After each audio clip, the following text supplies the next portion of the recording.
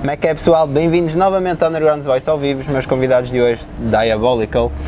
Thank you so much for being here. Huge honor to meet you. Welcome to Portugal, welcome to Oporto.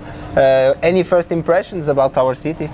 Yeah, we walked around the city earlier today and it's really beautiful. The weather is awesome for someone like me from Sweden who is used to the cold winters and snow and freezing your ass off half a year. This is heaven.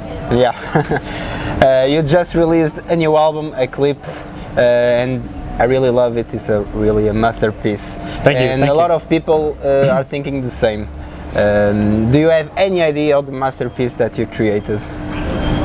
Well, we try to do our best, of course. We always do, and we have put in very, very much work into this album, and I think it's paying off because the reactions so far have been nothing short of amazing. We're really humbled because of this reaction, and yeah, I think it just proves that we are on the right track. Yeah, it's a turning point for the band, I think.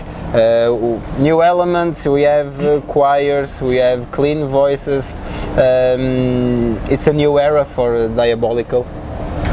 In a way, you could say that. I mean, the choirs we've been having since Neo Genesis, the previous full-length album, yeah, and also Umbra, the EP from 2016. But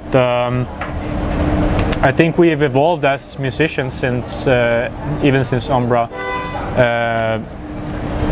and I think that that you can hear that in the new album as well. That it's a more experienced band with stronger musicianship and stronger songwriting. Yeah. Really.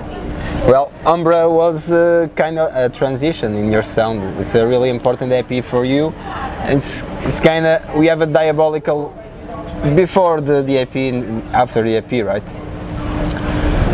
In a way, but I think we continue to build on the sound we had on Umbra. We had it as a starting point when we started to do the songs for Eclipse. Yeah. But then, of course, we established some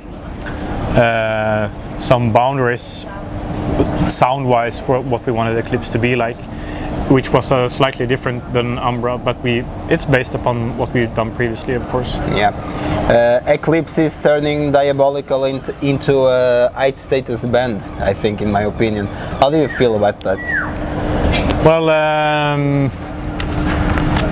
we're just happy to continue playing our music and putting it in front of more and more people, and that's awesome.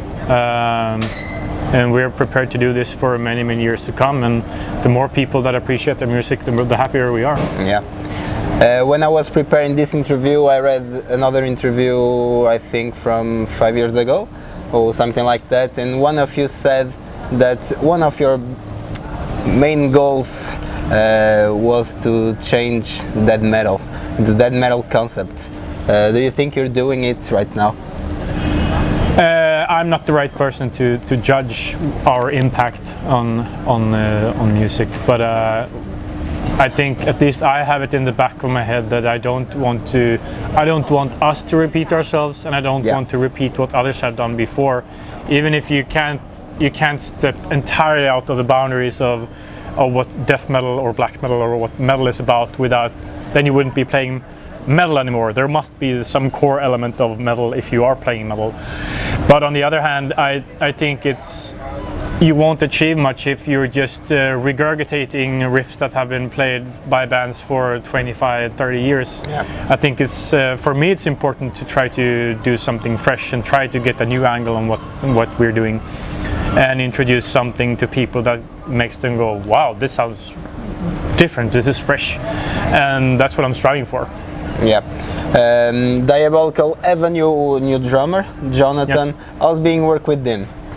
It's been great. We are very fortunate that we found him so easily, because it's really, really hard to find talented musicians that you can work with on all levels, both like in terms of musicianship and also on a personal level and everything like that. But we were lucky to find him, and he's been playing with us for almost a year now. Yeah.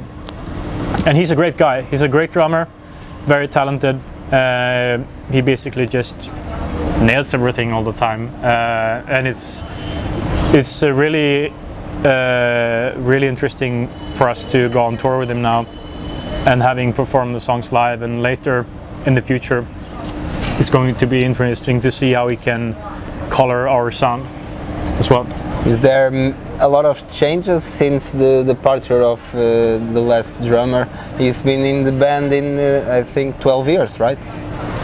Something around that, yes. Well, of course, we haven't had that many changes in our lineup throughout the years. We've been pretty stable, but I think it's natural that you can't expect 4 or 5 people to have the same goals in their personal lives and as a band together for decades. Yeah. Very few bands can do that. It's the same with any kind of relationship, and sometimes people their goals change in life, and their lives, their circumstances change, and then